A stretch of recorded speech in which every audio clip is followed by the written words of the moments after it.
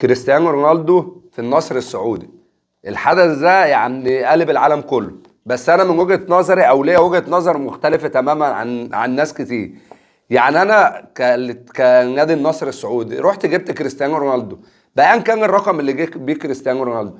ايه العائد اللي هيجي للكرة السعودية من كريستيانو رونالدو؟ يعني انا جايب لعيب، مفيش فريق في الدوري الاوروبي جاب كريستيانو رونالدو او حب يضم كريستيانو، لان كريستيانو بقى مصدر صداع لكل الفرق الاوروبيه.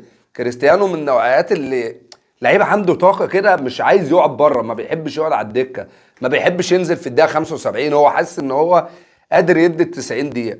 فانا ايه العائد اللي انا هجيبه او اللي هستفاد منه كالكرة السعودية من وجود كريستيانو في الدوري؟ الاتحاد السكندري هيلاعب النصر السعودي طبعا في البطولة العربية، كريستيانو رونالدو هيكون موجود في الماتش. انا النهارده وانا قاعد بتكلم بقول ايه؟ كريستيانو رونالدو هيلاعب الاتحاد.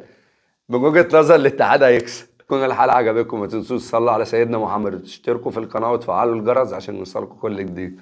سلام.